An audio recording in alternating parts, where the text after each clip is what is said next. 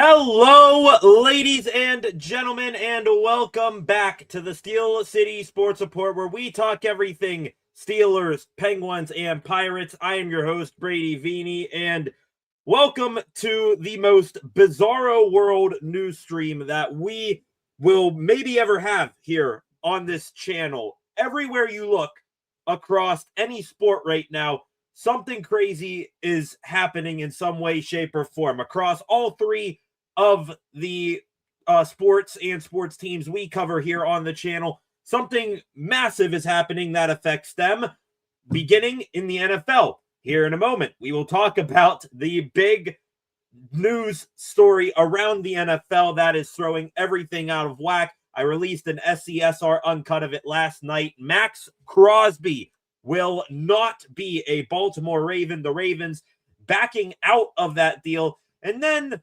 fishy, they get their first round picks back. They then go and sign Trey Hendrickson, only the best defensive end on the free agency market. The Ravens, they have pissed a lot of people off, including maybe the Steelers a little bit. But to be honest, here from a Steelers point of view, is it really all that bad for the Steelers here that they did what they did with Maxx Crosby? We'll try to make some sense of that and cover all of that, cover all our bases around that story here to begin the show in a matter of moments.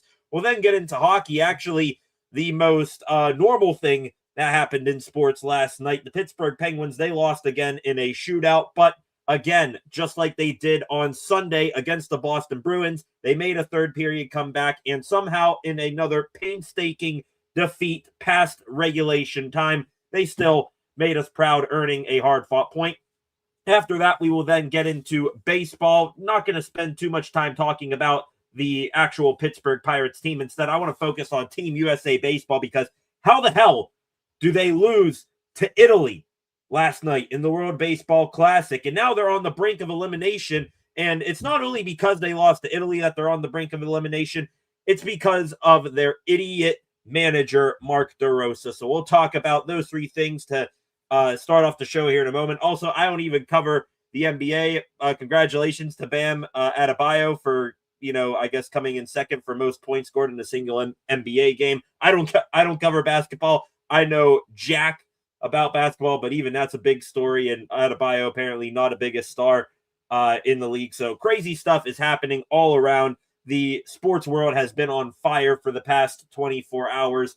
With, crazy story after crazy story, monumental occurrence after monumental occurrence. We'll try to make some sort of sense of that here to begin the show in a few minutes. But before we do so, if you are new here to the channel, on your way in, please, I beg you, hit that subscribe button and turn on notifications so that you never miss a thing here on the channel again. Also, like this live stream, share this live stream, and in the comment section, any thoughts, questions, or opinions that you may have, leave those in the comment section. Also, go give the channel a follow at Steel City SR on Facebook, Instagram, and X, and tune back in a little bit later on tonight for a new edition of SCSR 60. To the first comment of the day we go. Mr. Concepts, welcome here. Glad to have you here today, sir. You and everyone else. I'm expecting the comment section to be pretty active here tonight with everything that has happened across all sports in the past 24 hours. We start with this first comment here. It'll take us into our first segment of the evening. The Ravens playing dumb. We didn't know he just had surgery on his knee when we made it. Honestly, you feel bad for the Raiders. Did I just say that? Yeah, I feel bad for the Raiders as well. I will get into here in short order when we start talking about this whole Maxx Crosby no trade to the Ravens situation. I do feel bad for them. They got screwed royally. I got a list of things that they got screwed with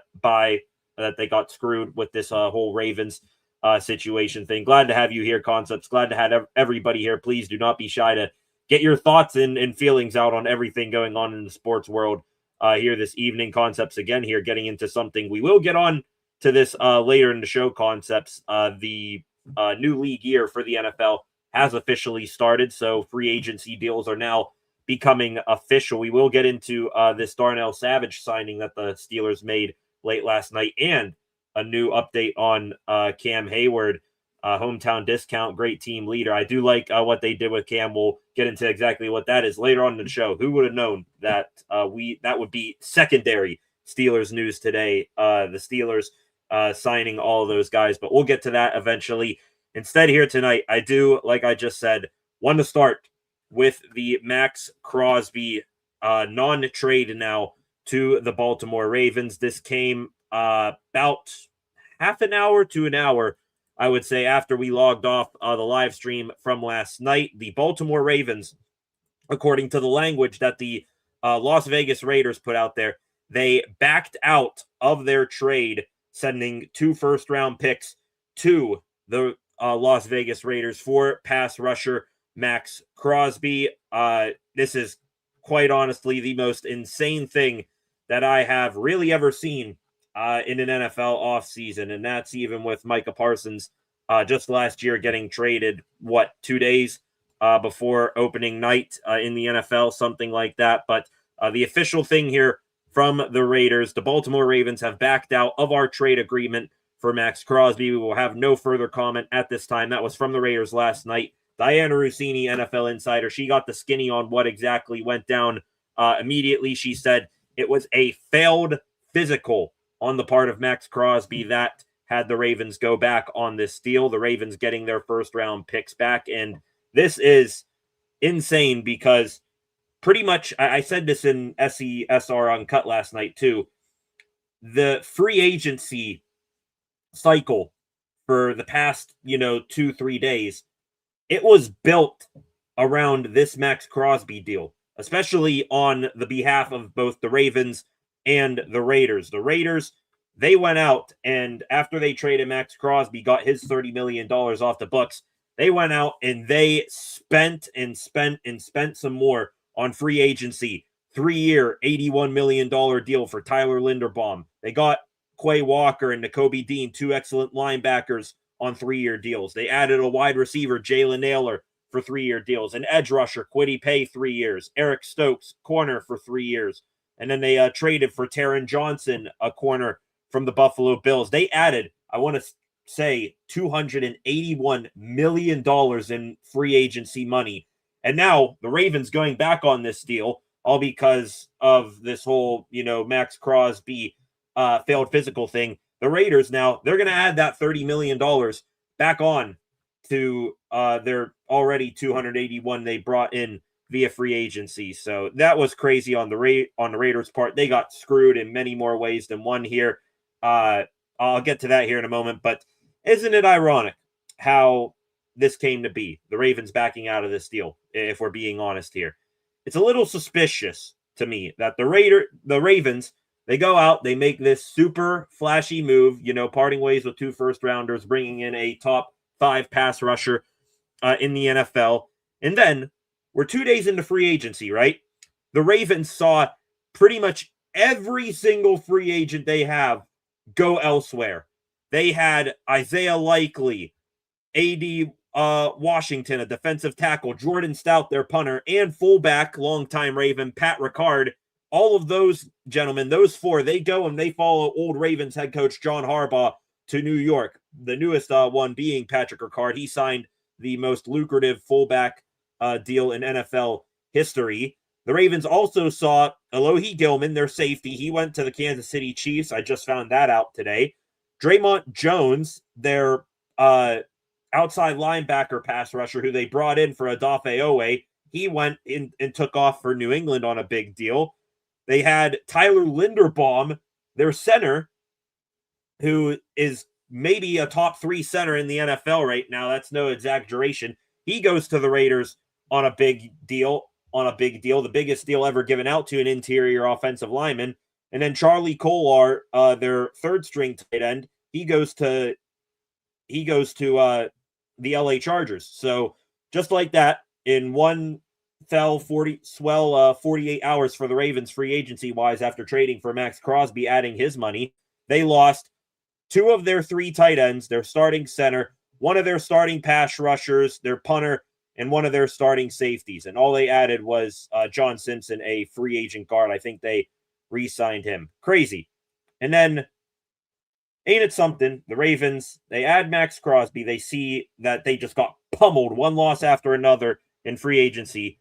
They then restructure Lamar Jackson's contract, creating about $40 million in cap space. They go back on their deal with the Raiders, sending Crosby back. They get their 2 first-round picks back, and then they go out and they add not that much, I would say, of a downgrade. Some could argue it's a lateral movement. They add another maybe top 5 pass rusher in the NFL, Trey Hendrickson, the former Cincinnati Bengal. He stays in the AFC North, going from Cincinnati to the Ravens. It is a 4-year, $112 million deal. It is $28 million per year. So the Ravens, maybe a little bit of, oh crap, we just made a terrible decision here, trading 2 first-round picks for Maxx Crosby when we can, just get a slightly older, not that much of a downgrade version of Maxx Crosby for, money, not money and high draft capital. So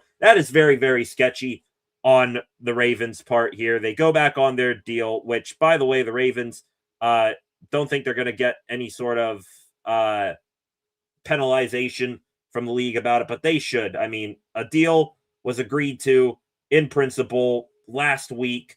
They had their, free agency cycle and the Raiders free agency design and a bunch of other teams' free agency plans all designed around that Maxx Crosby trade. And now the Ravens go back on it. They pull the rug out from everybody, get their first round picks back. They go and then sign Trey Hendrickson for big money, which, by the way, Ravens, I knew that they were going to, I would probably predict that if they get Maxx Crosby and they give up the 2 first round picks, I was really actually happy with that, because Crosby, is he a dynamic pass rusher? Yes, but the Ravens, they didn't have 2 first round picks for the next 2 years. And also, if the Ravens were if anybody was going to screw up getting Maxx Crosby and still have their defense look like crap, it would have been the Ravens. But now the Ravens, is upsetting that they get their 2 first round picks back, but ain't it something? This right here seems about right. They send back Maxx Crosby only to sign Trey Hendrickson. Hendrickson, 3 years older, is coming off of hip surgery. So they just failed Maxx Crosby with a physical designation for some sort of meniscus surgery. But then Trey Hendrickson's coming off of hip surgery, and I guess he's just going to magically pass the physical, right? So tell me that's not sketchy right there, that less than 24 hours after backing out of their trade, dumping Crosby and his salary back onto the Raiders, who just spent big money, they go out and they sign a dynamic pass rusher who's got, injury issues of his own. So very, very sketchy on the Ravens' part here. And it seems like NFL GMs around the league, they expected this to happen too. Jordan Schultz, who was one of the insiders on top of this Maxx Crosby thing last night, he got a text immediately after the Ravens backed out of the deal from a general manager, not with the Ravens. Baltimore is going to sign Trey Hendrickson now. Watch. Sure enough, that happens.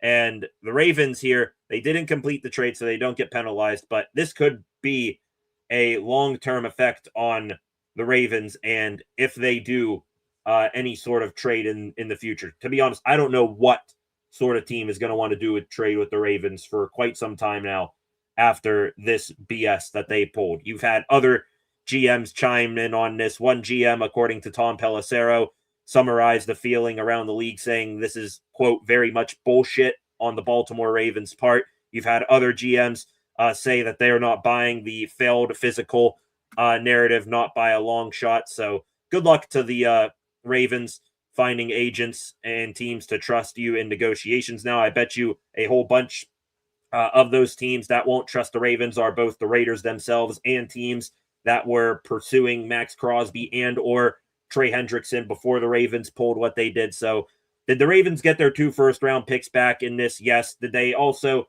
get a good pass rusher? Not that much of a downgrade from a Maxx Crosby, yes, but they really tarnished their reputation around the league. And even though they probably won't get penalized, I still would like to see the NFL take some sort of action here, revoke their at least one of their first-round picks, fine them to Kingdom Come, something like that, because this is just insane. And to pretty much sum up how everybody is feeling here, I want to quote Tom Pelissero NFL insider right here. He said this immediately after the trade rescission, whatever word that is, was announced here from Tom Pelissero. At this point, I would say the reaction from other people within the NFL that I am getting is predominantly about how the Ravens pulled the rug out, regardless of what their reasoning was. This just does not happen. It has happened on multiple other occasions in the past on much smaller trades or agreements involving the Ravens, which, by the way, that is true. They are no sort of new to this. Here the Ravens are. 1997, the Ravens backed out of a trade that would send Cowboy safety Brock Marion minutes before he was going to sign a contract because the team discovered a potential problem with his left shoulder. 2018, the Ravens voided a 4-year, $29 million guarantee agreement with wide receiver Ryan Grant after a failed physical. And then just last year, the Ravens, they, remember, had Jair Alexander. They then sent Jair Alexander to the Eagles, or they at least told the Eagles when they cut Alexander that he was okay. There was nothing wrong with him. Jair Alexander ends up retiring shortly after being dealt there. So the Ravens, they are all kinds of scum and villainy when it comes to, business moves right now, because they will stab you in the back. No, sort of fair business being played by the Ravens whatsoever right now. But back to that Tom Pelissero comment. The Ravens, they have done this on multiple occasions on much smaller trades and agreements. However, when you're talking about trading 2 first-round picks, this is not an unknown issue with Maxx Crosby. Everyone knew he had a knee injury. Everyone knew he finished the year on injured reserve. Everyone knew that he had meniscus surgery that was actually not just a trim, but a meniscus repair that is a longer-term type of timeline. That did not stop several teams from offering a first-round pick and more as a part of the trade offer. It did not stop the Baltimore Ravens from offering 2 first-round picks. This is not a situation where you put a bid in online and then if you don't like it, you don't like the item, you return it via Amazon. This is a trade involving a superstar player in the NFL. So the Ravens, basically how I would, put this in layman's terms here. I think we, out of our community here, we've all, have some sort of interest in collecting, cards, football cards, baseball cards, something like that. This would be like going to the store, whatever store you want to go to. You find a very, very expensive pack of baseball cards. You rip open that thing right as you buy it, and you see that there's, jack all worth in there. So then you return the box here, you get your money back, and then you go back to the aisle and you buy something that's more guaranteed to have something good here. The Ravens, they tried to, get Maxx Crosby because they were afraid they weren't going to get Trey Hendrickson. They trade 2 first-round picks. As soon as they see Hendrickson, his market go down, they then trade back in Maxx Crosby, go get Hendrickson, screw over the Raiders, screw over teams trying to trade for Maxx Crosby, screw over the teams trying to sign Trey Hendrickson. Just an all-out cluster show by the Ravens, and I don't see how anybody honestly could trade them here, or could trade with them or do business with them anymore, if we're being honest here. We'll see where things go from here. I am just absolutely sick of the Raiders, or of the Ravens and what they did here. The Raiders, I can't believe I'm feeling bad for them. They spend a lot of money on free agency and now get $30 million dropped back on them. They are going to honor those free agency deals, by the way. They don't get their 2 first-round picks. Now, if they go and trade Maxx Crosby, we'll see if that happens, because apparently their current plan is to keep Crosby and that they still have the same asking price of 2 first-round picks. But let's be honest here. After that just happened with the Ravens, I would be shocked if a team gives 2 first-round picks for Crosby, especially now that we're this far into free agency. So the Raiders, they're now going to get less if Crosby is traded again. And if they do actually keep Maxx Crosby, the Raiders, you're going to tell me that's not going to be a damaged relationship. He was pretty much as good as gone, and then they started replacing him with a whole bunch of other players. That'll be an awkward situation, I bet. And the Ravens, they get Hendrickson, not much of a downgrade from Crosby. They get their 2 first-round picks back, but, I mean, hate all around the league and despise for the Ravens now. That might hurt them in the long term. If I'm a team out there, I will intentionally, from here on out, take a lesser deal rather than from another team, rather than do business with the Baltimore Ravens. That's just my thoughts on it. Ravens GM, Eric DaCosta, by the way, apparently he spoke at around 5 o'clock. Just doing a quick look at what he said right here on Twitter. Let's go here, just do a simple search of Eric DaCosta. Apparently, Ravens GM Eric DaCosta, this is from Adam Schefter, said after losing center Tyler Linderbaum to the Raiders, they were interested in pairing together Trey Hendrickson and Maxx Crosby, but Crosby's medical exam put an end to that discussion. Yeah, okay. Really believe that. I so believe that you were still going to get Trey Hendrickson and pay him $28 million and pay both him and Crosby near $30 million. Yeah, I'm really going to believe that. You convinced everyone with that one, DaCosta. An interesting note here. I understand how people would feel that way about conspiracies, but I have a responsibility to the Ravens. Yeah, okay, DaCosta. Trying to walk back all this shady stuff. Really believe that here. So, whatever. But, yeah, anything you guys have to say on this, please let me know in the comments section. What does it affect the Steelers that much? I mean, it sucks to see the Ravens get, 2 first-round picks back, and they get Trey Hendrickson. To be honest, Hendrickson, does kind of worry me a little bit more, because Maxx Crosby, I would have, oddly enough, some sort of faith in Troy Fautanu stopping Maxx Crosby. Now you got Trey Hendrickson on the other line, on the other side of the line, rushing the left tackle. We'll see if that's Broderick Jones or Dylan Cook or someone else. Seems like Hendrickson is now going to, get extra attention more so than what Maxx Crosby would have gotten, but still want to see the Raiders get some sort of penalization here, or the Ravens get some sort of penalization here, because that's just absolute BS on their part. Even though it technically is allowed, it's bad business and a bad look for the NFL, and I hope nobody does business with the Ravens here moving forward. To the comment section we go, getting your guys' reaction on this. Delivered my instant reactions to that last night via an SESR Uncut, and now, a few hours after the fact, I've gotten, more of a mixed feeling on it. So let's go to the comment section right now here. Tons and tons of people chiming in here. Truth in here. Welcome, Truth. Ravens at least know what they need. Pass rushers.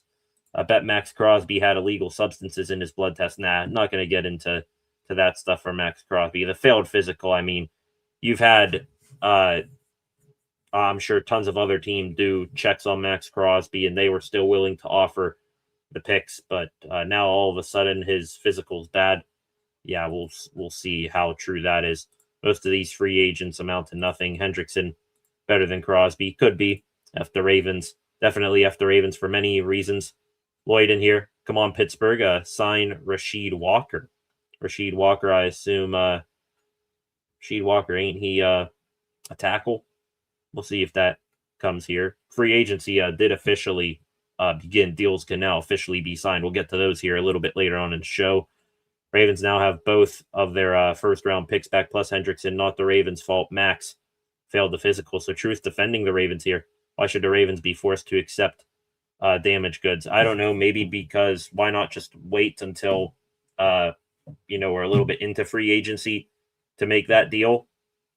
Why do you all of a sudden need to make the trade, have all the other teams, go about their off seasons, assuming the trade is complete, and then you back out of it and you dump it right on the Raiders at the end? Just bad look, bad business move by the Ravens. You gotta, make the bed that you lie in, or you gotta lie in the bed that you make here. Concepts here. Clearly bad faith move. NFL loves punishing teams for much less. Yeah, we'll see if the NFL does anything. They're probably not gonna, but guarantee you there will be some sort of coalition or silent understanding among the other NFL teams to not be making moves that would favor the Ravens here for the next little bit. It's clear that they saw Hendrickson still there at the end of day 2. Value was a lot lower than Hendrickson's originally wanted, so they pulled out and used physicals as an excuse. And that's what's wrong with it.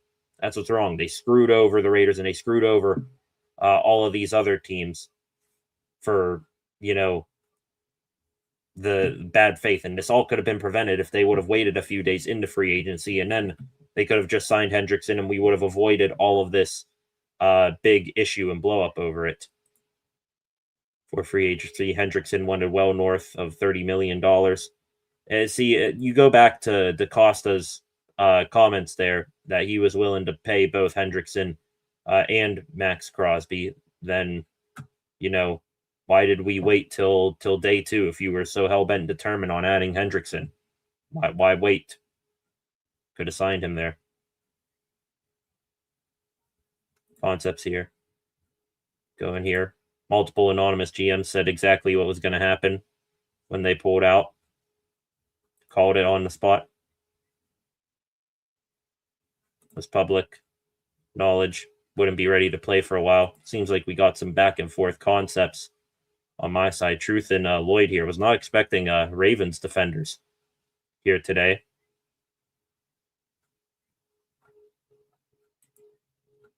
Again, Ravens just doing it as an excuse to get out, clear to everyone part. So Lloyd, is Lloyd on our side or not? I have no idea what's going on in the comment section. It seems like that's par for the course with everything going on right now. And of course, they're talking about it here on MLB Network next to me. Hell yeah, on our side. Okay, Lloyd, I got you there. Just trying to figure out who's on what side of the fence here. If the Ravens did the a just move, or if it was a scumbag move here. Seems like everybody's going against the Ravens here. Is it technically legal what they did? Yes, but at the same time, there are principles and morals to these moves. You don't just go back on something 2 days after the fact because something better opened up. You should have waited for a better thing to open up. Would have been a difference of what, 3 days, something like that, or 4 days, something like that between Maxx Crosby, the trade announced, and when the trade was rescinded here. So just whatever. Ravens doing Ravens things, and I hope they get bit in the ass for it sooner or later. Half an hour into the show here tonight. 10 of you in here right now on your way, and please subscribe to the channel and turn on notifications so that you never miss a thing here on the channel again.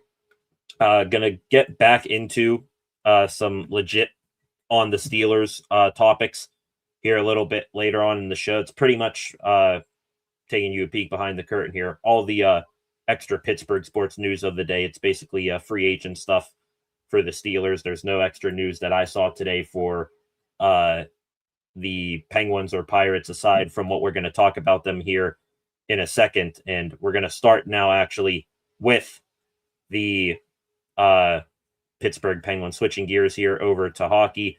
It's actually the most normal thing that happened yesterday across the sports world. The Pittsburgh Penguins losing in a shootout. Tell me if you've heard that story before this year, but I'll be damned if the Pens did not make us proud a little bit, because 5-4 loss in overtime to the Hurricanes, but how they got there, again, still showing that this team has some fight that we have not seen of them in quite some time. This would have been the type of game for the Pens, down all of the players that they were down, needing to constantly reshuffle the lineup to make things work and actually, field a full 18 skater, 2 goaltender roster. This would have been the type of game that they would have lost, like 8-2, and it just wasn't competitive from the beginning. Instead, Pens did what they did Sunday against the Boston Bruins, and they fought back, and I'll be damned, earned a hard-fought point. Start off the game last night, just a quick recap of what happened. Hurricanes did what the Hurricanes do, went out early, tried to establish a physical game, get some dirty goals. They did do that off the hop. Hurricanes made it 1-0. Stuart Skinner couldn't get an easy rebound, so the Canes punched it home to make it 1-0. The Pens were actually outshot 10-1 throughout a portion of the first period, non-competitive so far in the game until things started changing around. Pens then got their feet under them, started getting on the forecheck a little bit, but they ended up tying it up, the Pens. Anthony Mantha continuing his hot year. Mantha now 1 goal shy of tying his career high in goals for a season at 25. He also leads the league in most goals by a player with a new team during the season. So good stuff from Anthony Mantha. Pens looking real good heading into the first intermission as opposed to what they did to start the game. Second period, that's when the refereeing issues started happening, and it seems like every single game now officiating when it comes to the Pens is coming into the effect of the outcome of the game here. The Pens, they actually were on the receiving end of some bad calls. They, had a couple calls go in their favor that resulted in Brian Rust scoring a power play goal in the second period. So 2-1 after 2. Then shout out to Bork, Pens play-by-play color commentator. He's a color commentator, not a play-by-play guy. Two Niner Phil Bork. He called it. Pens, they got some sketchy, calls in their favor in the second period. Then the sketchy calls flip the other way so that the refs in their mind say, hey, everybody got bad calls in this game. Taylor Hall flopping, other guys, taking dives for the Carolina Hurricanes. That resulted in them getting 3 straight power plays in the third period, and they pretty much capitalized on every single opportunity. Mark Jankowski, former Penguin, buries his own rebound. Seth Jarvis, excellent forward for the Hurricanes, got a breakaway and lifted the puck past Stuart Skinner. And then Alex Nikishin, the defenseman, Russian superstar for the Hurricanes, he ended up scoring on a 5-on-3 to extend the Hurricanes' lead to 4-2. That was pretty much, in my mind, pack it in. Good night, Irene. Here we go. Pens, they get screwed in the third period by the officials needing to make makeup calls again, but they didn't die. And just like they were down by a handful of goals against the Bruins in the third period on Sunday, they stepped up. One player in particular really stepped up, probably my favorite non-superstar Penguin, Brian Rust. He, the key contributor on 2 goals with the goalie pulled. Rust threw it to the net on their first goaltender pull attempt with around a minute 30 left to go. They end up scoring. I believe Noel Acciari got a piece of it. And then Rust, off of a rebound, finds the puck, puts it home to tie the game up 4-4 with about 30 or so seconds left. So Brian Rust doing it all, stepping up. I'll give Rusty credit here. Was waiting for him to be a guy to step up in the absence of Sidney Crosby and stuff like that. Wanted him to really, shave off the narrative of just being a product of his surroundings. He did so. Good stuff from Brian Rust. Somehow, some way, the Pens made a comeback, forced the game into overtime. As for overtime itself, probably the craziest or one of the craziest overtimes that I've watched without a goal being scored. You had Stuart Skinner making big stops on Seth Jarvis and Nikolai Ehlers. Anthony Mantha making a big block shot with a wide open net that could have ended it. The Pens ended up getting a power play, couldn't convert. Mantha, who is out there as the power play expired. Dude comes out of the box for the Hurricanes. Hurricanes break the other way. It's a 2-on-0. Mantha using his big body and his big length to stretch back and break up the pass. Bananas. Absolutely crazy what went on in that overtime. And then the shootout happened, and, well, the rest from there. Seth Jarvis and Jackson Blake score for Carolina. Ben Kindle, who shot second for the Pens, he got a goal in the shootout. I guess we can take that as a win for the Pens that one player actually scored a shootout goal. So 5-4, the final score. Pens fall to the Metropolitan Division leading Hurricanes, but they do get a point. And crazy to say, another disappointing overtime shootout ending for the Pens. They cannot buy a win to, win a game in overtime or a shootout if it was free right now. But still proud that the Pens clawed back after a rough first period and rough half of the third period. They clawed back, got the game tied, got it to overtime. They did it all without a litany of players not in their lineup. They actually, at the arena last night in Raleigh, North Carolina, put up on the scoreboard all the injuries and scratches that the Pens had, and Crosby, Malkin, Brazeau, Gerard, Kevin Hayes, Jack St. Ivany, Caleb Jones, Philip Hollander, and then Ryan Graves. He wasn't there last night.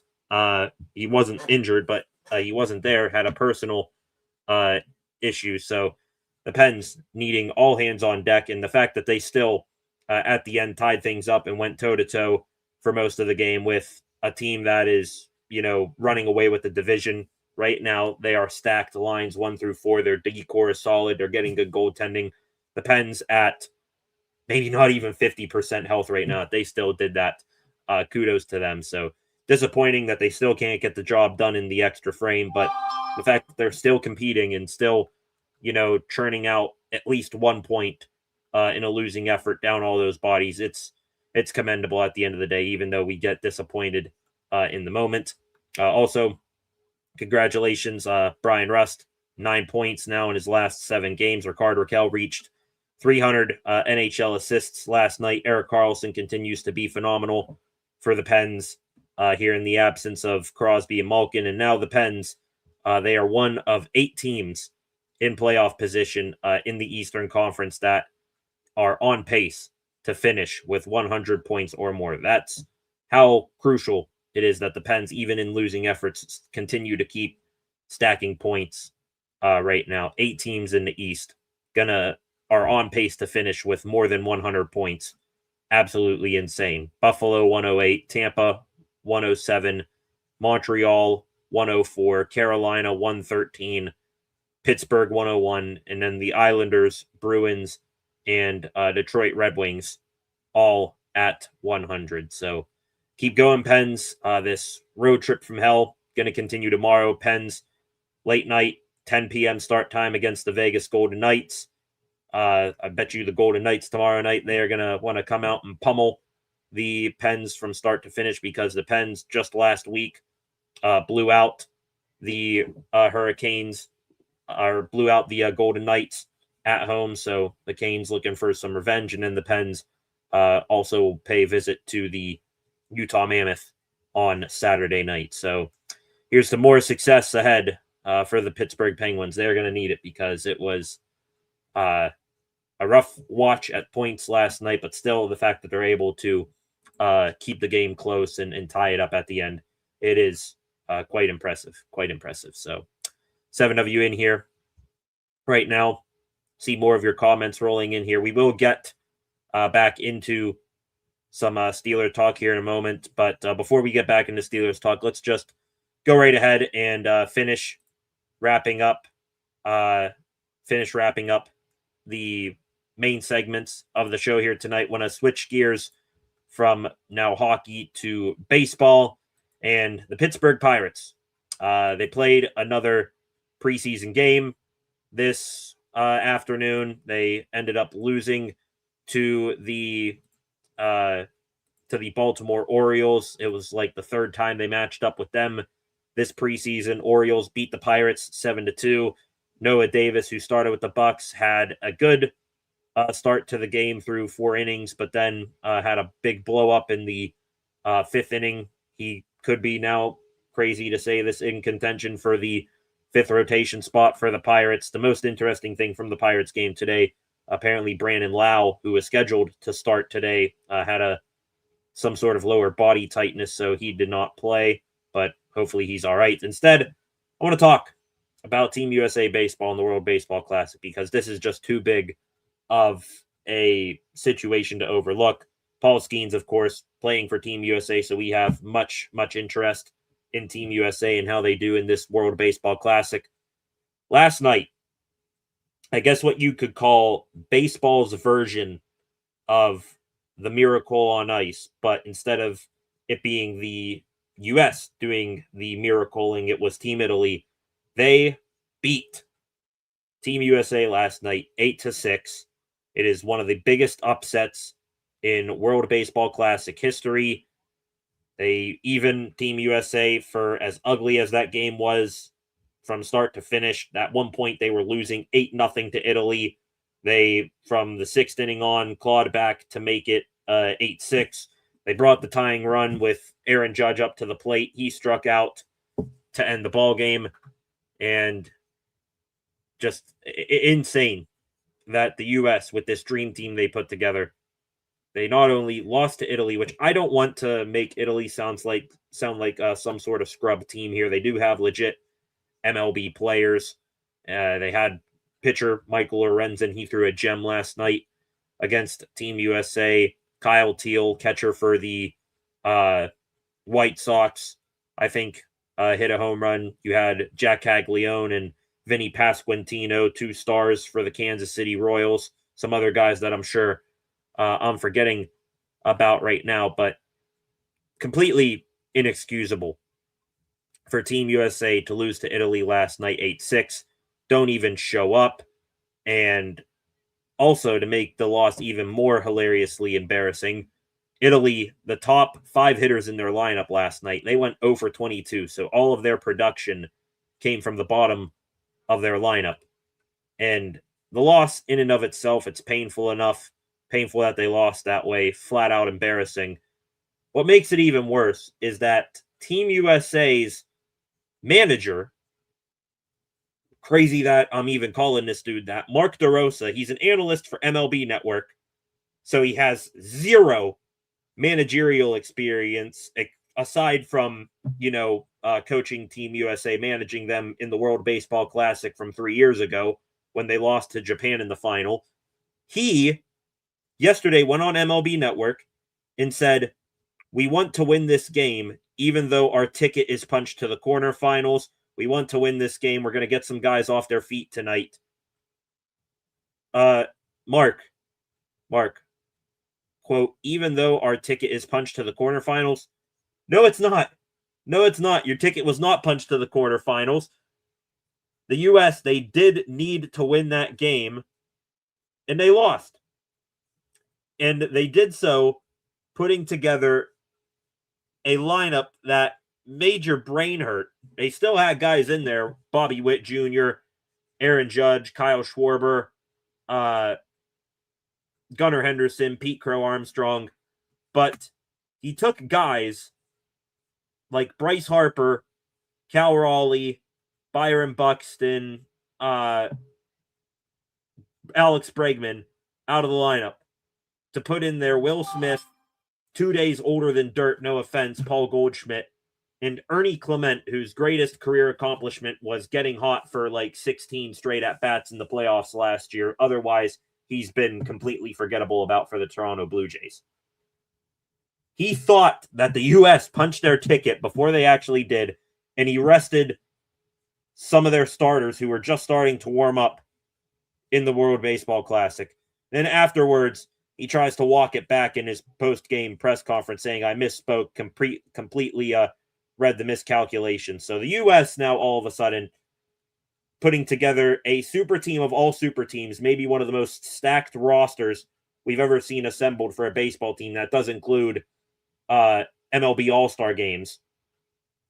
They now are on the brink of elimination, and depending on how Italy tonight does against Mexico, or vice versa, will be eliminated and not even see the playoff stage of the World Baseball Classic. For Team USA, after DeRosa, that idiot, again, not a manager, he's an MLB analyst.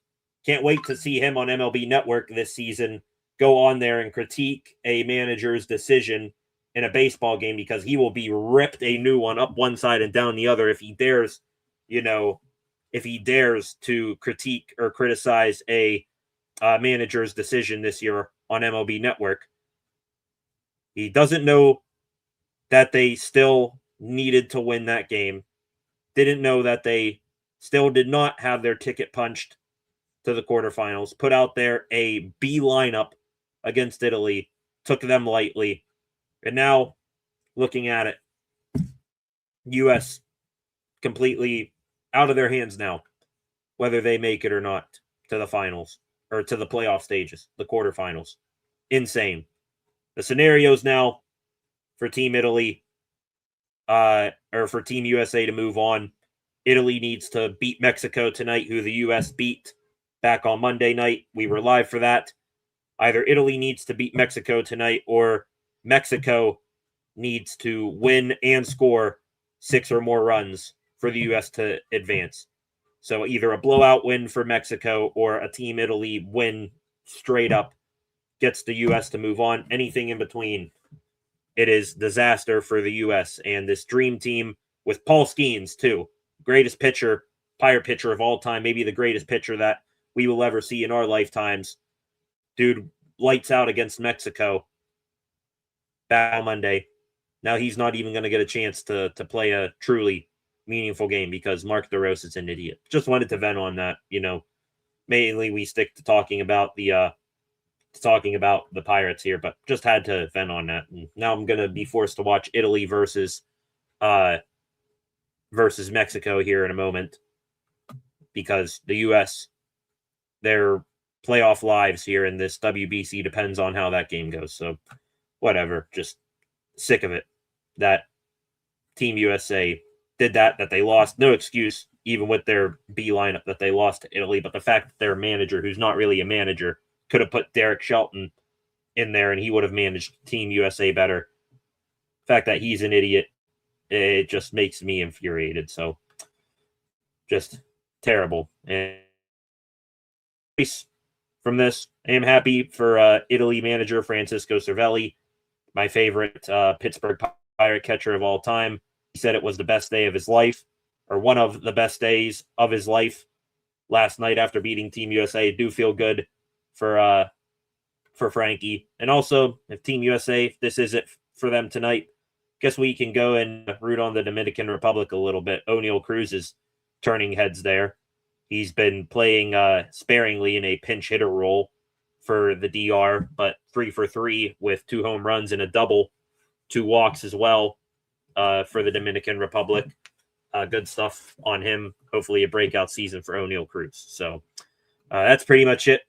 What I got for the main things to talk about here tonight, the absolute lunacy and head-spinning situation with Maxx Crosby and the Ravens.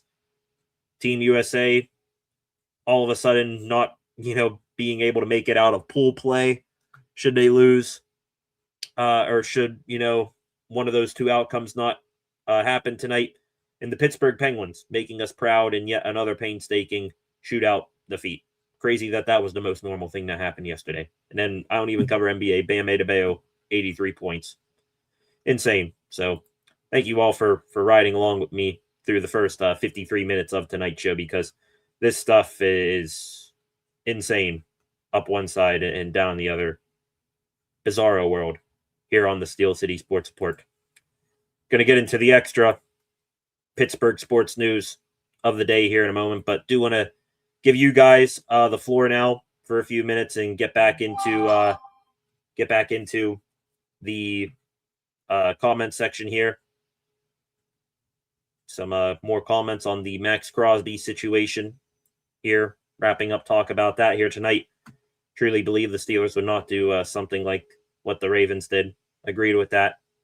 I mean, no sort of precedent of the Steelers doing that thing. Meanwhile, the Ravens, they literally have a list of sketchy dealings and turning their backs on deals in the past.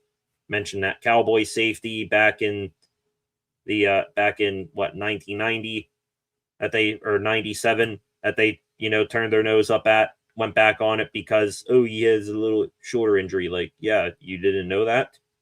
Common knowledge. And then doing the whole voiding the contract with the one wide receiver from 2018, and even going back to last year, the Jair Alexander thing. They got a 7th round pick. I mean, it's not a whole lot. It's just a small thing. They got a 7th round pick from the Eagles for Jair Alexander. They told the Eagles Alexander's fine, and then boom, he immediately retires pretty much upon the trade being completed, and the Ravens still got a 7th-round pick. Sketchy stuff from the Ravens, and now this one, because it's featuring a big name like Maxx Crosby, it finally takes center stage here. Going here to this comment here. This is a new commenter. Getta, welcome, Getta. Hi, everybody. Watched tape of top wide receivers in the draft. I believe Jordan Tyson and Concepcion are the only guys I would use a 1st-round pick on. Denzel Boston, maybe too. So not a big, I'm going to go off of the premise here, Getta, that you think Carnell Tate and Mekhi Lemon are both, surefire gone before the Steelers pick at 21 or somewhere in that neighborhood, because I would still love a Carnell Tate or Mekhi Lemon, but still working on, getting to know these prospects a little bit better before the draft here in April. But Jordan Tyson, absolutely love Jordan Tyson. Is he my number 1 overall wide receiver on my list right now? No, but is he probably my favorite wide receiver for the Steelers? Yes, dude. It makes, big body contorting like catches, a la like George Pickens did, and he was coached up by Hines Ward. I'm sure Ward, showed him or taught him all the tricks of the trade here.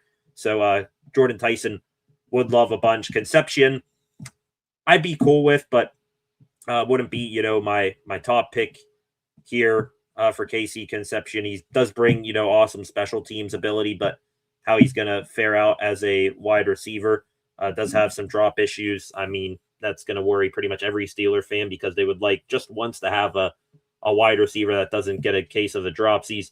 And then Denzel Boston here. I do like Denzel Boston. Just the thing with Boston right now, could you still draft him? Yes, but is he the type of wide receiver that you necessarily need to draft now that you have Michael Pittman? No, you already got a big body in DK Metcalf. Michael Pittman, he's a big guy too. Adding a 3rd big guy like Denzel Boston, I mean, I'm not saying it's a bad idea here, but Boston, would I, all of a sudden take Tyson and Concepcion, those types of guys over Boston? Yeah, just because I would like a different body type in there to mix it up and keep defenses on their toes here. Concepts, welcoming Getta minus here. We're going to just call him minus. Okay, we'll call him minus. Welcome minus here. Like both Tyson and Concepcions.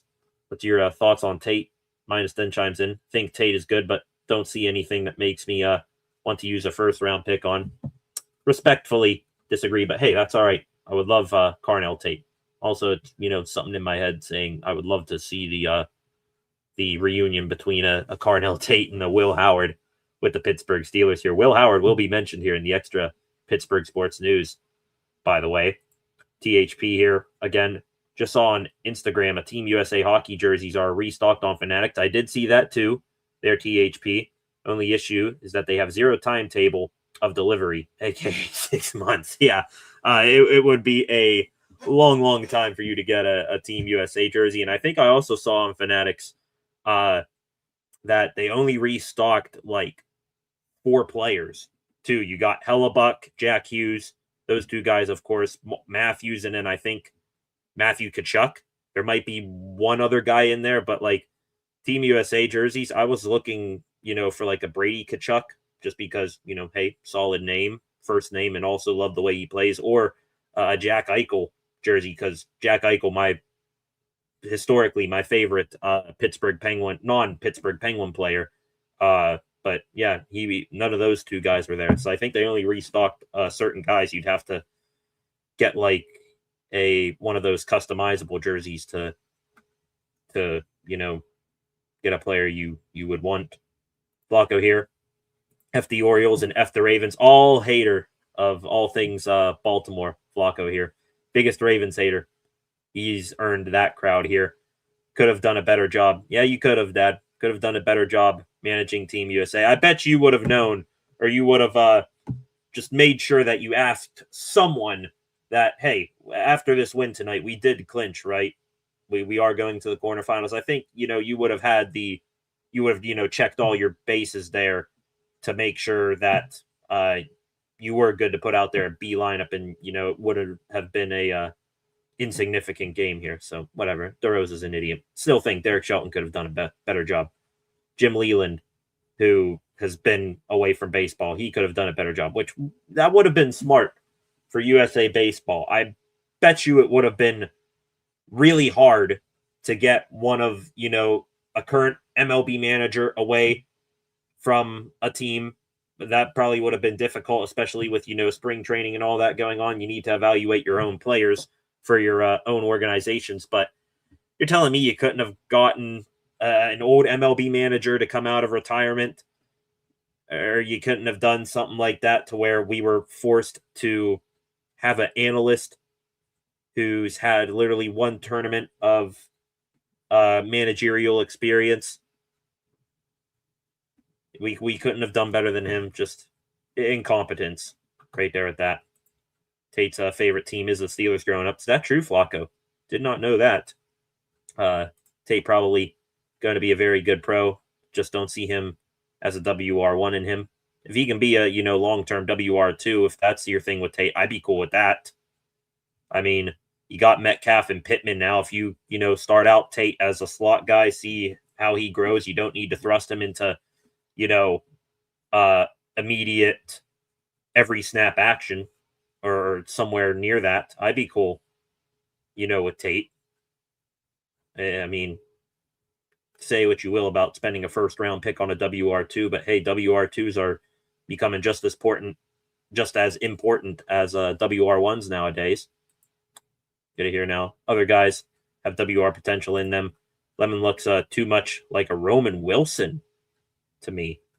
I could see that, but I do like him a little bit more. I do think he's a bit more better of a prospect than Roman Wilson coming out of college, but I can see, some validity in your tape there.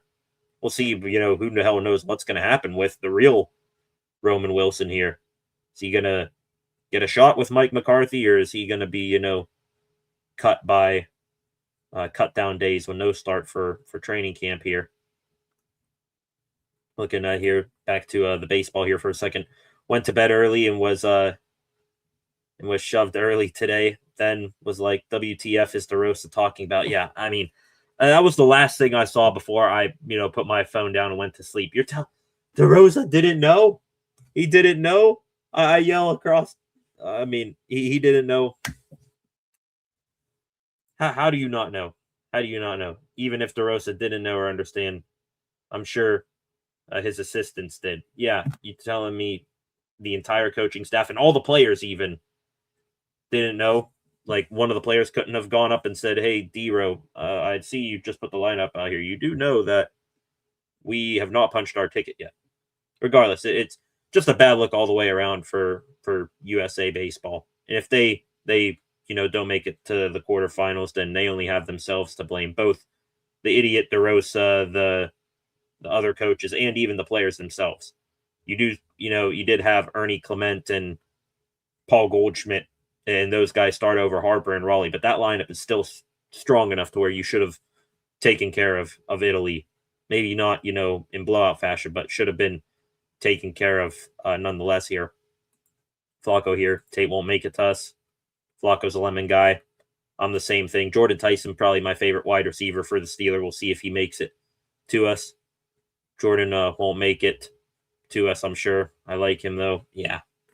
If he makes it, somewhere out of the top 10 because of, doesn't he have like an ankle thing that could turn some teams off of him? There's always, a few teams that don't like drafting damaged goods.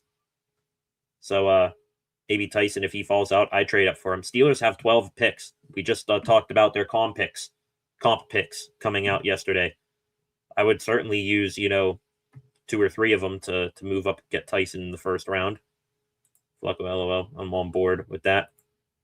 Adding in the Orioles here. Tyson the most fun, but really don't think he'll be there. Agreed. Man, Penguins hat. So freaking nice, Brady. Appreciate that, Flacco. Carhartt, too. I think this just came out within the last year or two, this type of Pens hat. Going to be putting it to much use here in the future. Tyson seems most likely to develop into a true number one for some reason. Yeah, I could agree with that.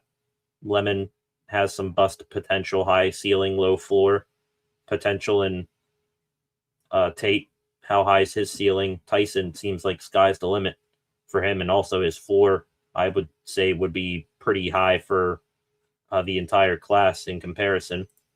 Guess we're all on A-Rod watch, but I'm tired of it. Sign or retire already. That is going to take us on into the extra Pittsburgh sports news. I'm glad that you brought that up there, Minus, the A-Rod watch. We will mention him right now. I will get back to your comments here in one moment, but the extra Pittsburgh sports news, because of the Maxx Crosby thing, we now will talk about the Steelers and free agency for the first time here this evening, because Cam Hayward, he and the Steelers getting some business done here. Let me find this here 1 second. There it is. Steelers right there making some signings official. Cam Hayward and the Steelers reworking their deal over the past 24 hours. This came out just after. This was actually sandwiched between the us going off of the live stream last night and then the Maxx Crosby stuff breaking. So Cam Hayward, he now signs a new 2-year contract with the Steelers. Jerry Dulac, Steelers insider, was the first to break this. He said that the Steelers have added a year to Hayward's contract. It creates nearly $5.5 million in cap space. The deal is now worth $32.25 million over 2 years, with the first year guaranteed. Hayward, this is more from Dulac here. He will be 37 in May, which, by the way, kudos to Hayward for still getting big-time money at that age last year, age 36. Maybe one of the best age 36 seasons we've ever seen from a defensive lineman. Hayward just seems to be aging like fine wine right now. Hayward, be 37 in May, was in the final year of a contract that would pay him $14.25 million with a $15 million cap hit. That deal included nearly $13 million in roster bonus. So good job for Cam getting some money, getting $18 million in new money. It's the largest contract ever handed out to a defensive player age 36 or older, and it is Hayward's 5th contract with the Steelers, done by his agency, Priority Sports. I don't think any of us are going to complain too much here about Hayward getting this. If there's anybody in the comment section that disagrees with Cam getting this extension, let me know. But I thought after the year he had last year, he earned it. I mean, he had that whole stink, over his contract made up in training camp, but then got some incentives. It was didn't meet those incentives, but he had to sing for his supper here with the Steelers, and damn it if he didn't sound like an opera singer the way he was singing. So good stuff on Hayward, getting himself some new money, and I guess now we don't need to be on Hayward watch for some sort of contract holdout when we get to training camp. Also, apparently, this from Ian Rappaport, some teams called about Cam Hayward, maybe seeing what his availability was like. Don't think this is a sign and trade situation for the Steelers. I just think this is them, saying, hey, we're not interested in Cam, to show you we're not interested in moving Cam. We're going to give him an extension. So good on the Steelers for taking care of one of their guys. Also, the Steelers last night signing safety Darnell Savage to a 1-year deal. I believe Concepts brought that up at the top of the show. So Darnell Savage, 28 years old, pretty experienced veteran in the league at this point. 5'11", 198, was a former first-round pick, but hasn't really lived up to the first-round pick hype. Bounced around a little bit, including for 3 different teams. Last year, he played for Jason Simmons, new assistant Steelers DB coach in Green Bay, so a bit of a reunion there. Savage, in 2024, he signed a 3-year, $21 nearly a $22 million deal with Jacksonville, but however, he was released 2 games into 2025 and bounced around 3 teams. This is a league minimum deal for Savage. It is a 1 year, $1.5 million deal. It's a base salary of $1.3 million. It's got some signing bonus in it, so he is not guaranteed. It's just a vet minimum contract, modest roster bonus. So not guaranteed that Savage will be on the 53-man roster, but we'll admit it is great to get a true free safety guy, it feels like, in Savage in the fold here. He's going to, be in a camp battle, maybe even with a rookie who the Steelers draft high. But the fact that the Steelers got another safety other than Jalen Ramsey, who's, is he going to be a slot? Is he going to be a nickel? Is he going to be a safety full-time? Still don't know what you're doing with Jalen Ramsey. And then Deshaun Elliott coming off of injury. He's an up-in-the-box, strong safety type of guy. Great to get another guy like Savage in the fold here. So I'm cool with that. Another signing that the Steelers made today, offensive tackle Jack Driscoll. 1-year deal for him. He was on the Steelers practice squad, I believe, last year, and then ended up finishing the season with the Steelers with, injuries to Jones and Andres Pete. Isaac Seumalo got dinged up a little bit. So just Driscoll ended up working his way up to, the main roster, 53-man roster. Now he's getting a 1-year deal from the Steelers. Probably, just a depth move. Could be in a camp competition as well. So the Steelers officially signing Hayward. Now that teams are allowed to do that officially. They signed Hayward to a new deal. They signed Savage and Driscoll. I think they also made the re-signings of Asante Samuel Jr. and Cole Holcomb official as well. They did last night, the Steelers, almost have a deal done, or I'm not sure how this came to be. There were reports last night that the Steelers signed Cowboys center and guard Brock Hoffman to a 1-year, $1.25 million deal, something like that. Hoffman has been mentioned to the Steelers before, and there was thought to be a deal in place last night, but then about an hour later, reports came back that Hoffman did not agree to a deal with the Steelers, including from Hoffman himself. He said he did not agree to any deal with the Steelers or anywhere else, so he's still a free agent. We'll see what the Steelers do. Still believe left guard is their next place to attack. Seumalo gone to Arizona. We saw last night Elgton Jenkins. He signed with the Cleveland Brownies. As ugly as that is. And then today, Dylan Parham, another guy, I believe from the Raiders, who was mentioned as a possible stopgap for the Steelers at left guard. He signed with the Jets a 2-year, $16 million deal. So we'll see what happens next with the Steelers. There are still some good guard options out there on the market right now. I mean, they're not, knock your socks off, except for maybe Wyatt Teller or Joel Bitonio, the two Browns guys right there. Bitonio and Teller, both free agents right now. But some other guys to look out for. Kevin Zeitler, former Baltimore Raven. I believe he was also with the New York Giants at one point in his career. Greg Van Roten. I think he might have signed somewhere or re-signed with the Giants. Not sure. I'd have to look at that. Chris Paul, 27 years old. I believe he's from the San Francisco 49ers. Another guy mentioned here, Daniel Falele, absolutely not. Dude sucked for the Ravens. Keep him away from my team. So still keeping an eye on the left guard market for the Steelers, but some of their other moves they have made official. Now we're just waiting.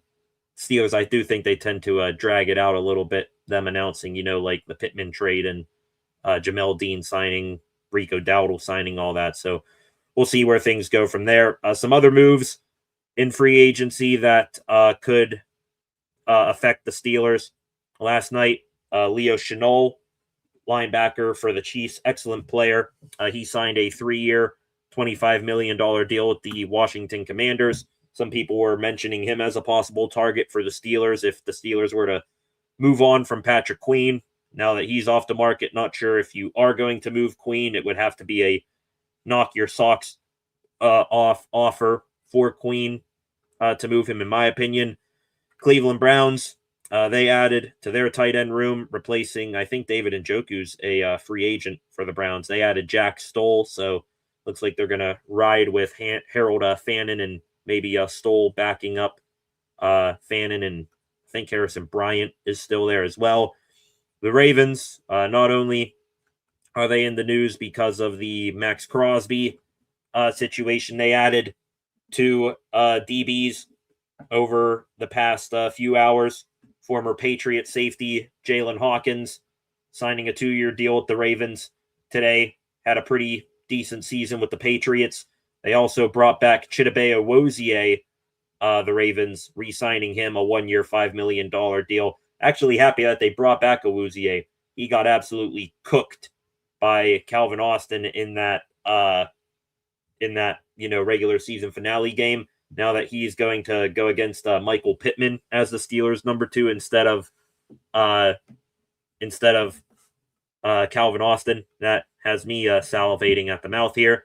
And the last move here, or last two moves that I think affect the Steelers, Jake Browning leaving the Cincinnati Bengals. He's going down to back up Baker Mayfield down in Tampa Bay. So he's heading to your country, your neck of the woods there, Flacco. And then also the Indianapolis Colts. They traded Michael Pittman to us for pennies on the dollar, signed Alec Pierce to a big deal. They officially today signing Daniel Jones, quarterback, who tore his Achilles. They put him on the transition tag. Now they do sign him for a 2-year deal worth $88 million. Could be up to $100 million in incentives. So thank you again. Pretty much all I want to say for the Indianapolis Colts in that move right there, giving us Michael Pittman because you wanted to pay Daniel Jones and Alec Pierce. We'll take Pittman all day in that exchange. But other than that, don't think too much else is going on in free agency right now, other than that releases have now become official because the new league year has started.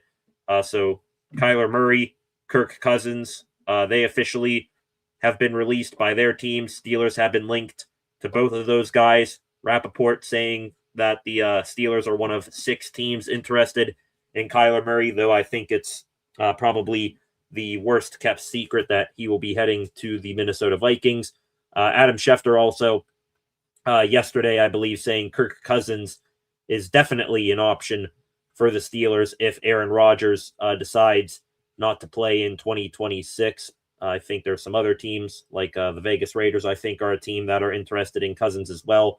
We'll see what happens with them. We'll see actually if that definitely an option is true, Kirk Cousins and the Steelers, because Jerry Dulac, who had the Cam Hayward extension last night, he also said that the plan B for the Steelers, if Rodgers retired, is Will Howard.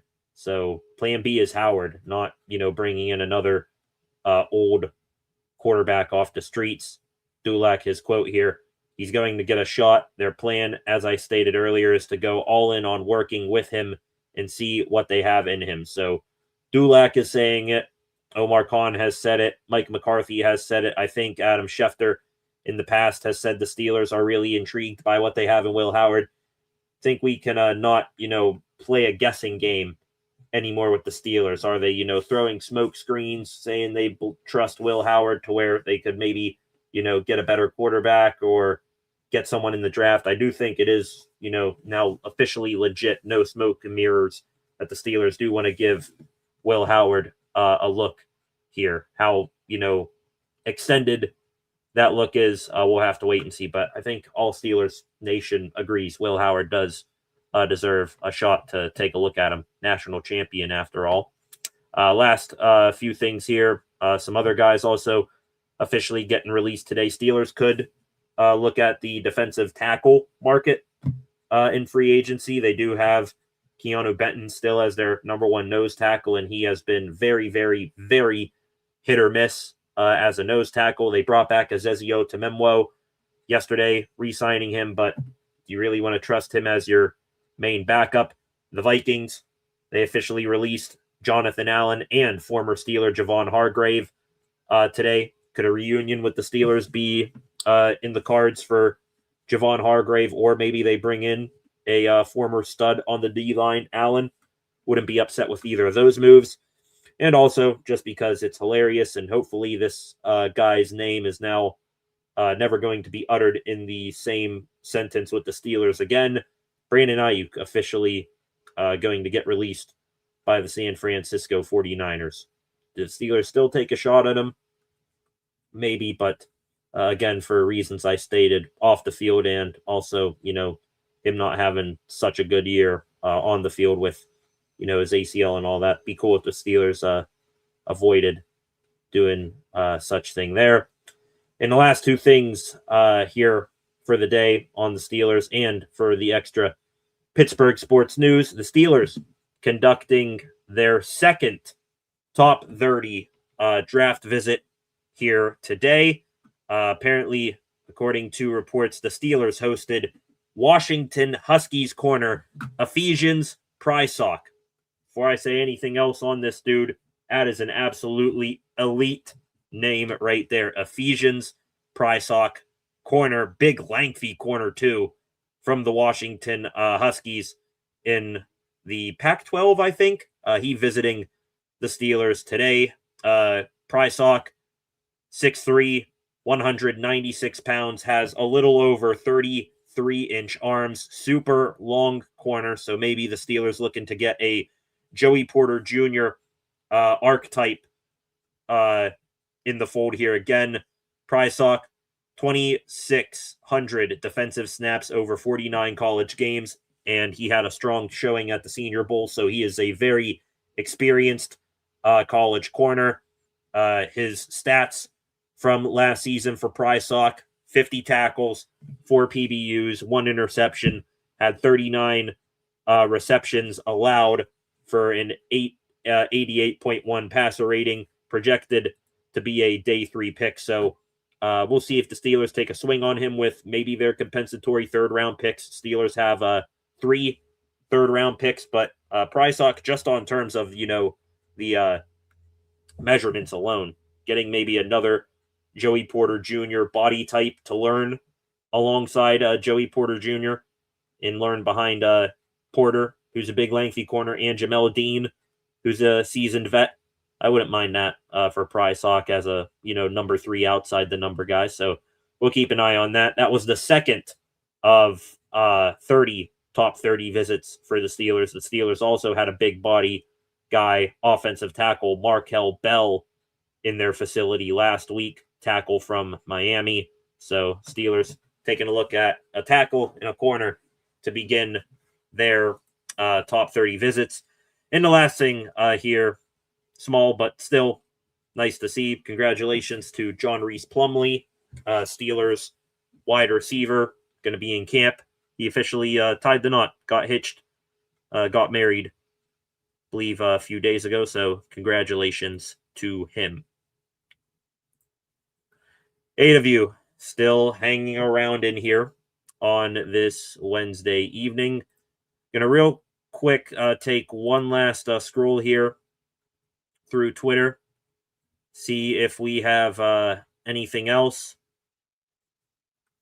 before seeing if we have anything else going on before we log off this evening. Seeing this thing here from SteelersNation.com, they came out with an article saying Steelers safety Deshaun Elliott had another serious injury that he is still working through. Elliott himself then commented on it. Y'all just making up at this point. Go get a real job. So turns out Elliott disputing those claims. Steelers posting a whole bunch of stuff on Cam Hayward right now and his contract extension. Congratulations, Cam. Again, please let me know if you are in any sort of disagreement with that. Seeing if there's anything else here. A trade in the NFL. Dallas Cowboys sending defensive lineman Solomon Thomas and a 7th-round pick to the Titans in exchange for another 7th-round pick. So a D lineman and pick 225 going to Tennessee in exchange for pick 218. Cowboys trading defensive tackle Osa Odigizua to the San Francisco 49ers. That coming a half an hour ago. I was wondering why Odigizua was popping up in the trending section here of my Twitter page. So that's why he is now heading to San Francisco. Looking here. Is this real? Right here. Got a dude for TMZ saying that Kyler Murray is in the Vikings facility for a physical. Never mind. That's a gaffe now. I read the full tweet there. It said Kevin O'Connell, Vikings head coach, is there to help him onto the doctor's table. That's hilarious. Simplest way to calculate Team USA's chances to survive and qualify tonight. If Italy scores 4 runs tonight against Mexico, whether they win or lose, Team USA is in. That is new. So the simplest way to calculate Team USA's chances to survive and qualify, if Italy scores 4 runs tonight against Mexico, whether they win or lose, Team USA is in. That is a new one. So keep an eye on that. That game, actually, let me turn over TV here to FS1. That game should be starting right now. Yeah, they actually changed it last minute today. This game was supposed to be on Tubi or something, and then they changed it over to FS1. So looks like Mexico, Italy. Gonna watch that here on deck. So not seeing anything else here going on news-wise here this evening. So that's pretty much going to do it. Wrapping up here with some of your comments here. You guys lighting up the comment section right now, getting back into a few of your comments. I apologize if I do not get to all of them before we log off here tonight. Flacco, funniest part, my brother lives in Baltimore. Oh, condolences to your brother for needing to live there. Back to the baseball team here. Hell, would have managed them for free. You and I both. You can manage them. I'll be the pitching coach. Should be pretty easy. You know, telling Paul Skeens what to do out there on the mound. I can, sit there and do nothing but soak up the aura of Paul Skeens. Some other comments here. It's Lloyd here. Had to leave the Steelers talk stream. Guy loves the sound of his own voice. Always has to be right. Not going to get into the business of critiquing other people's streams, but glad you're here, Lloyd, and hopefully you continue to return here to the channel, talking everything Steelers, Penguins, and Pirates, maybe a little bit else on top of it, like how USA Baseball pisses us off. If no Rodgers, grab Murray and Jameis Winston have the wild interviews. I mean, Jameis Winston might be more of a realistic possibility now that Mike Tomlin's gone. Could you imagine freaking Mike McCarthy getting a hand on Jameis Winston? Those two together for an interview would be golden. Winston and McCarthy. I could see Winston maybe being a mentor guy for a Will Howard or something like that. That'd be possible. Keep things lighthearted with the Rook as well. Lloyd here. Don't think the Steelers should go wide receiver in the first round. There's so much depth in this draft, and we have a proven record of finding gems in the third round. I like where your head's at, Lloyd. I like where your head's at. However, wide receiver in the first round, if one of those top 3 guys in my list, Tate, Tyson, or Lemon is there, I'm taking them just because the upside with those guys I really, really like. I like your idea of it being a deep class and taking a guy later on. In that same thought, third round gems, when's exactly the last time the Steelers found a late round gem like that truly, stuck around? Or a late round gem in general? AB? Probably. I mean, maybe you could say this guy was a third round gem. Didn't they draft Deontay Johnson in the third round, and he only saw maybe 2 years past his rookie contract here? Third round picks in general for the Steelers over the past few years in the Omar Khan regime, that's pretty much the biggest knack I have on him, haven't really worked out. Caleb Johnson, working from, recent here backwards. Caleb Johnson, Roman Wilson, Peyton Wilson is starting to lose some of his, hype coming out of the draft. I'm trying to think of some other guys here, but third round gems, finding those at wide receiver, not as true as what it was, maybe 5 years ago here. Like this idea here from Minus, would go D-line or O-line unless those two wide receivers are there when we pick. That's pretty much the wavelength, the thought process that I'm on right now. Except for me, it's 3. If Tate, Tyson, or Lemon are there, or they're in range of trading up for, I'd take one of those 3. If not, offensive line, defensive line wouldn't be the worst thing to go. You could use assuming that you do bring in a guy at left guard that's only going to be here for a year or 2, you could use a heir to the throne of left guard, like I keep forgetting how to pronounce this dude name, Aoni or whatever, the guard from Penn State. He could be available. You got a couple of tackles at left tackle too. You're not sure how the Broderick Jones injury is going to shake out, or if Dylan Cook has any more in what he showed you down the stretch last year.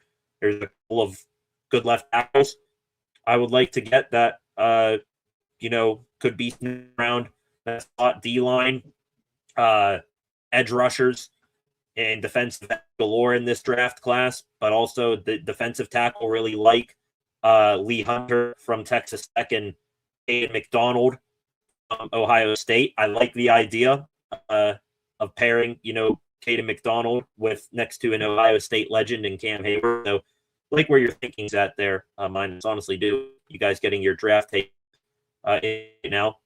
Take Dylan Theineman or Emmanuel McNeil-Warren at 21, trade up from 53 somewhere, get Georgia linebacker C.J. Allen. I do see some rumblings of C.J. Allen possibly being a look. I think that's only going to be a look if end up trading Patrick Queen, like what's the rumors out there saying. Emmanuel McNeil-Warren, I know Caleb Downs is going to be a first-round safety. Is McNeil-Warren, is he going to be a type of guy that's going to go in the first round, maybe in the back end?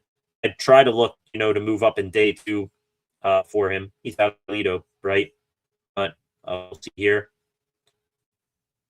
Can hear at some of the other stuff going on for you guys. I'd be happy with that draft. Just also hope we get a wide receiver early, but those picks would be awesome value. There are some wide receivers, past the first round that I could be interested in that. There's some Tennessee wide receivers. Elijah Surratt from Indiana. I think Omar Harper has officially passed up Surratt as the top receiver from the national championship team to maybe go first round. Who's to know? Maybe like a Denzel Boston slips out the back end of the first round. Yeah, I could see a wide receiver, the Steelers picking up one on day 2, but I am, skeptical of how they've done with those picks over the past few years. Minus here, happy Cam earned the contract. Do agree with that. Breaking news, Steelers hired Caitlin Clark, offensive coaching assistant from Lightning Rod. It's been a while, Rod. Glad to have you back here. Cam Hayward is a dad. Got to keep him happy. Yeah, good point. Good way to bring that up, Concepts. Remember, Cam had to have those difficult conversations with his family. All that doesn't need to do that this year. Savage, great athlete, doesn't know how to play football. It's like a Moneyball reference right there. He crushes the baseball. Only problem is he can't make contact. Something like that with Darnell Savage. Maybe reuniting with his old DB's coach. Get something more out of him. Savage used to be really fast. Don't know him for hits. I don't know him for hard hits that I can't remember. We need people that can tackle and a freaking running back. We got Rico Dowdle. You not a big Rico Dowdle guy, Flacco? I mean, the tackle guys, we can focus on that now, but Rico Dowdle and Jalen Warren, I'm excited to see what that pairing does. That pairing, honestly, call me crazy, might be better than Gainwell and Jalen Warren. Sean Elliott, maybe the most underrated player in the whole NFL. Him returning will fix so many issues probably from last year, I believe. Got to fix free safety in depth for sure. Agreed. I do want to have a bit pause, wait to see, how Elliott comes off of this knee injury before we, just hand him the crown back. But it does bring a ton of, better feeling to how the secondary overall does for the Steelers. Looking here, it's Lloyd. Free agency is dead. Yeah, I mean, day one of free agency, Monday, I mean, you couldn't go 5 minutes on your phone without seeing some sort of massive move go down. It up a little bit yesterday, but today it's been nothing. And there's still, I think, some decent names out there. I don't know exactly who, but Jaquan Brisker, safety, he's still out there. I think it's maybe a few wide receivers out there as well. Yeah, free agency really, really died down here today. We can hear Flacco, not a Cousins guy. Kind of like Joe Flacco Cousins. I think he's been mentioned before as well. I'll take Will Howard starting over everyone but Rodgers or better. Agree with that, Flacco. Here, I think Hargrave signed with the Packers. I think 2 years, $23 million for Hargrave. So, all right, there goes that out the window. Got to see it for myself here. That just happened, tonight as we went live. Javon Hargrave. See here. Yep, from Minnesota to Green Bay 2 hours ago. So it would have been as I was, still putting stuff together for tonight's live stream. I wouldn't have said anything had I saw that, but that's all right here. Concepts. Thank God you give me a heart attack with this Elliott thing. Please need him to be 100%. I agree. I mean, don't thank me. Thank DL. He's the one that put that out there here. So last comment here. We need someone that can tackle a running back like King Henry and Cook. They murdered us. Okay, now we got that there, Flacco. Well, I mean, I'm not sure who's the best tackling linebacker in this draft class, but I do know there's one guy. If the Steelers do go linebacker in this draft, and they don't, move off of Patrick Queen, Bryce Betcher, linebacker from Oregon. Steelers had a formal meeting with him. As soon as I saw the Steelers have a informal meeting with him, I looked up what this dude does. He is an absolute buzzsaw. He will run through a brick wall, and he likes knocking helmets off. So love that from Betcher. Glad to see the Steelers at least have him on their radar. Would take that in a heartbeat here. So, all right. Think that's just about going to wrap it up for tonight, ladies and gentlemen. I want to thank you all for coming back here on this Wednesday. It's been a crazy week thus far, and we're just now getting past the halfway point. Monday was crazy, one thing after another. The live stream we had, recapping the Pittman trade and all that. Then we went into watching reacting live to Team USA versus Mexico. We then had another live stream last night, a bit shorter, and then tonight, talking about Maxx Crosby and the Ravens, NFL free agency, the Team USA World Baseball Classic team sucking, and Penguins hockey. So, it was a crazy past 24 hours of getting stuff ready to talk with you here tonight on the channel. But hey, it was fun doing it. Fun talking with you guys once again. I think that's going to do it here for tonight. Full transparency here. Depending on, if there's anything major that happens over, tonight and tomorrow, Not sure if there's going to be a live stream tomorrow. Might just be an off day because, Pirates may play another spring training game, but how much of a deep dive can we take into that? Steelers, we'll see if they make any moves. The Penguins, they don't play until 10 p.m. tomorrow night. The only thing that I think will be worth talking about before the Pens take on the Golden Knights is if Sidney Crosby makes a return to the lineup, something like that. So we'll put TBD in having a live stream tomorrow. Probably will be an SCSR 60, though, just like tonight. But we'll definitely be back here Friday. We'll wrap up the week here on the channel. Crazy week that it is. So that's going to do it for tonight.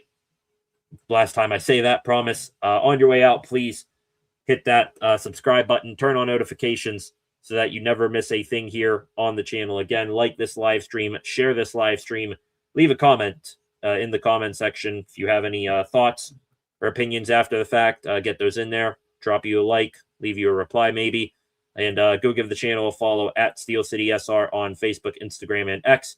And tune back in a little bit later on tonight for SCSR 60. With that, thank you all.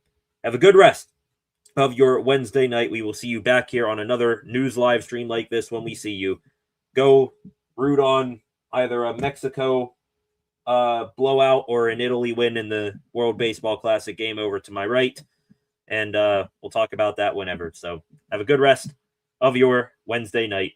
Peace.